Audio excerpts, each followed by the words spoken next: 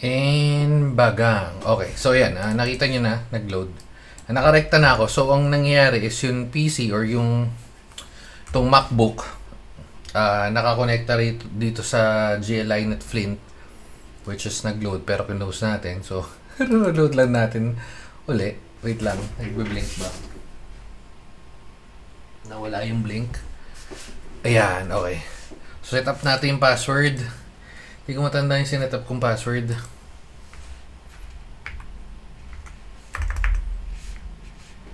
Wait lang, set up ko muna yung account.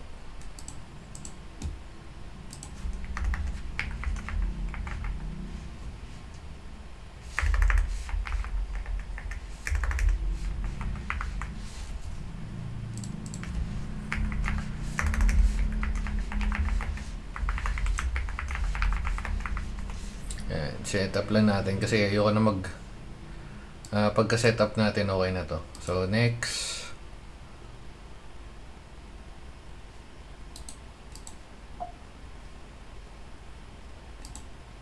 Next. Okay. Huh? Lumalabas. Wait lang, naglalabas. Lumalabas na chat GP. Ewan ba't lumalabas yung chat GPT. Teka, nawala yung screen. Okay. So, itong nakikita natin to, yan na setup Wi-Fi. Bakit may ganyan? Ito yung MLO. MLO meaning nakaka-connect ka or makaka-connect yung devices mo if available and if yung devices mo is capable na makakonect sa ganung bandwidth which nakikita nyo 2.4, 5 GHz and 6. And then yung Wi-Fi password, palitan natin to. Yung wait lang, pause. Okay, so to be continue. Ito papalitan papalitan natin 'yan. Stephen Peggy.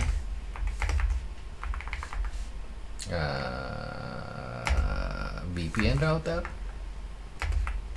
Ang haba, no? At nakatago naman to, so wala namang problema. VPN home. Yan, VPN home na lang. Okay, tama. Medyo mahaba lang, pero sige. Next, kasya ba? Feeling ko masyadong mahaba. Wait lang.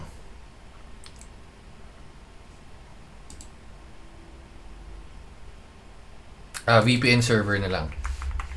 Yan, VPN server. Nice one. Napakaganda ng pangalan. VPN server, and then next.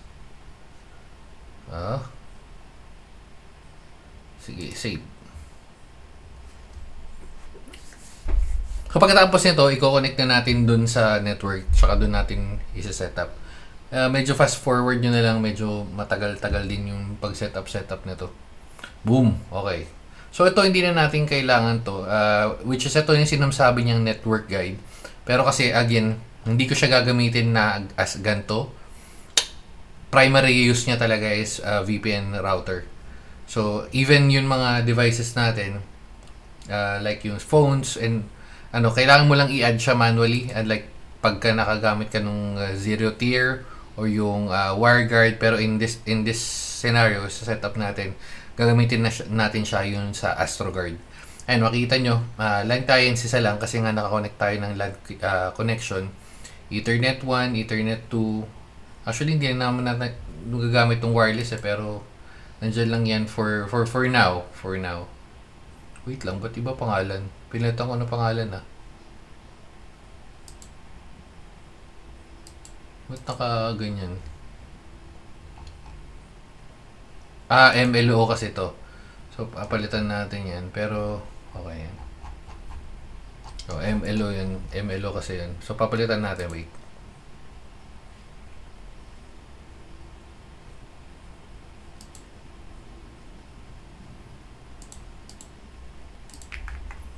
Right. Yan. I-pause or next nyo na lang. Or times 2 nyo na lang yung speed. Reference ko rin to just in case para sa future. Madali kong matandaan. Password, wait lang. Okay, so na-set up natin. Yan. Yung MLO Wi-Fi, nag-on tayo para yung tatlong connection, 2.4, 5 GHz and 6 na na-explain ko na kanina. And then yung guest Wi-Fi, ito naman, sinet up natin pero naka-off kasi madalas di naman natin doon nagagamit or ako personally di ko naman nagagamit yan, so tinurn off na lang natin yan. Okay, so ito yung makita mo sa baba, yun yung connection.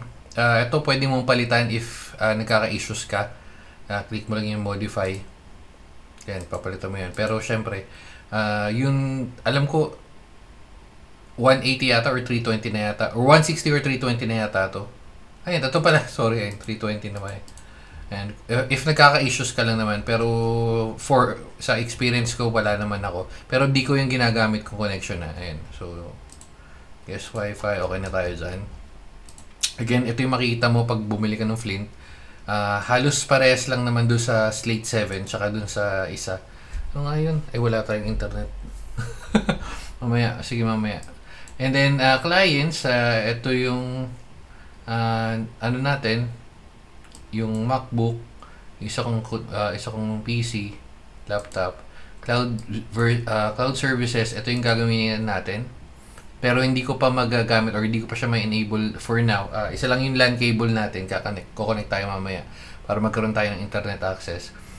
So, i-get started lang natin yan. And then VPN, ito is if gagamitin natin or gagamitin nyo yung meron kayong server na VPN server, yun sa akin kasi meron tayong nung zero tier. Okay naman yung zero tier pero hindi ko siya mapagana nung yung IP address sa Pilipinas or sa bahay. So, unlike yung AstroWarp, talagang pagko-connect ko, automatic rekta na eh. So, ang ginagawa ko, ang setup nun is AstroWarp. Kukonect tayo sa AstroWarp. If kailangan ko yung mga services na nasa bahay, kukonect ako sa zero tier. Pero diretso na yun using yung laptop ko na yun or yung kung anong device na ginagamit natin. Anyway, so yan. Makita natin VPN dashboard. Ito, if magka-setup ka ng ganyan, hindi ko na ginawa yan kasi nga meron tayong rectang server na sa zero tier. Tapos applications, almost the same. Plugins, dynamic DNS. Ito pwede ko itong palitan pero feeling ko okay na yan. Network storage. Okay. May USB ka ba? Wala akong nakita. Meron. May USB. USB 3.0. So yun, dahil doon, may USB 3.0 siya. Nakakonect na pero yan. Ito. Hindi nakikita. Ayan. May USB 3.0 sa left hand side. Okay, add guard home, parental, zero tier. Ito yung sinasabi ko, zero tier yung isa ko setup. Tailscale, okay rin naman to. Pero kasi, nababagalan ako sa service niya. Most of the time, parang minsan bumibitaw, minsan okay, pero hindi reliable sa akin yung tailscale. In my experience. Okay lang, pero if meron kong options again, ito yung ginagamit ko, zero tier. Medyo mas magko-configure ka lang ng onte, pero again, mas solid yung connection. So, okay. So, port forwarding, hindi na tayo magaganyan kasi nga AstroWarp, automatic naman yun. Multi-1, ito yung nakasetup sa Slate 7 ko. Kasi, yung Slate 7, yung ZTE natin, nakakonect dun Wi-Fi. And then doon sa kung saan tayong lugar, halimbawa pumunta tayo sa ibang bansa, yung Slate 7 natin nakakonect wired either sa hotel or Airbnb, and then yung backup natin yung ZTE. Medyo mahabang process yun pero pagka may mga interested, siguro gawa tayo separate video doon. So again, LAN, ito papalitan natin. Ayoko ng .8, papalitan na natin ng .26 para makarekta na tayo. Di ako makakonect no? Sige, ano yung IP ko kanina? 9.5 na lang yata siguro to, or 9.9. Tama, 9.9 para madaling matandaan. Kasi 100 yun, ginagamit kong IP range. Okay, 2699.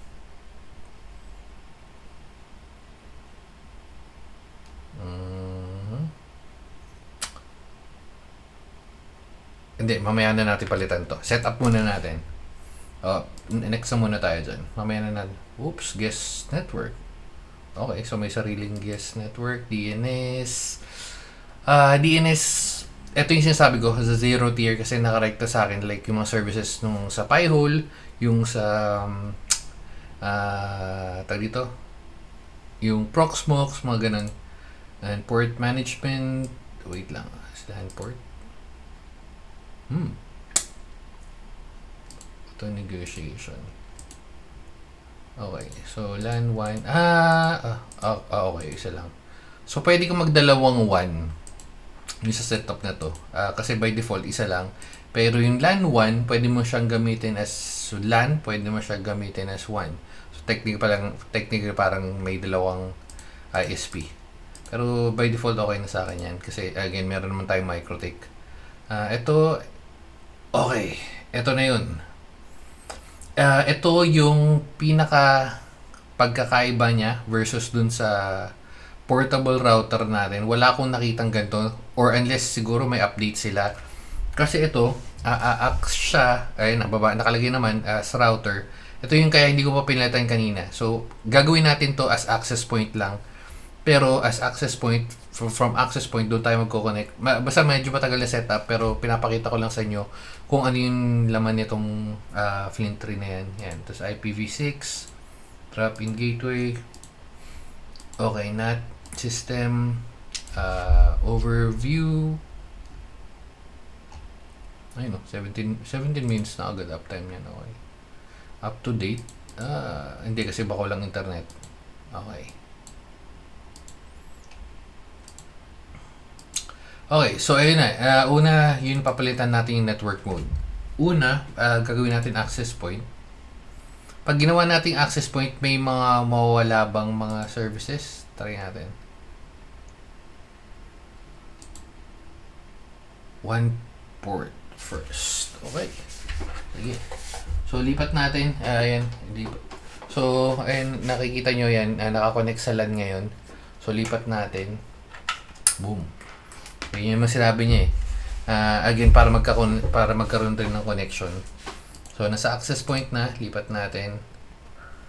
Lilipat ba siya?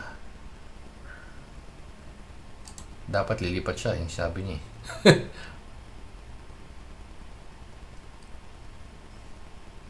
Okay. Check.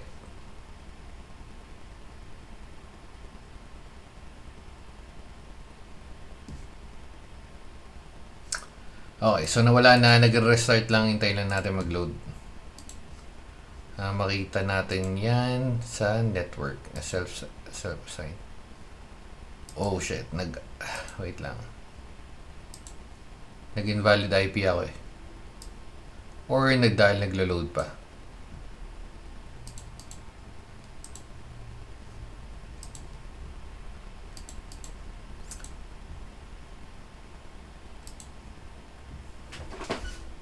Reload lang. Blinking lang. Wait lang.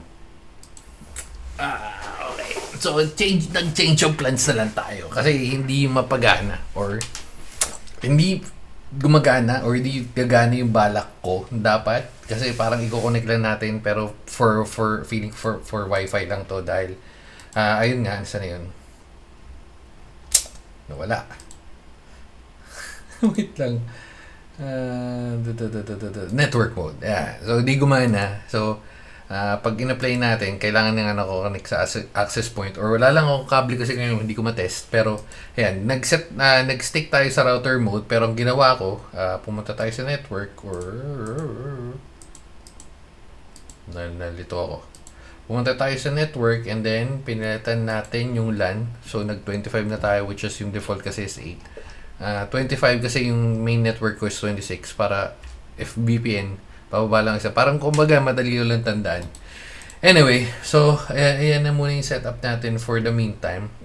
Is-set up na natin yung AstroWarp pagka-connect. Hinihintay ko pa kasi yung switch. Bumili ako ng switch ng extra switch. Yung naka-connect kasi ngayon sa setup natin doon sa mga switch, mga modem natin, yung mga router switch and all is 5 lang. So, kulang ng port. Inaantay ko lang yun. Pagdating nun, siguro gawa tayo separate video for AstroWarp. Pero, yun. Dito na muna natin tatapusin. Okay din tong okay din tong prism lens malinaw. Actually, parang laki ko nga eh. Wait lang, parang balitan natin ng konti. Oops. Yan. Nakita nyo may prism lens yan. Minimize ko lang eh. Pero anyway, so dito na muna natin tatapusin. Babay naman guys. Tsaka para palatandaan ko na rin to. Just in case sa future. Para madali mag-setup. And madali ko tandaan kung ano yung sinetup kong page. Babay na guys. Babu.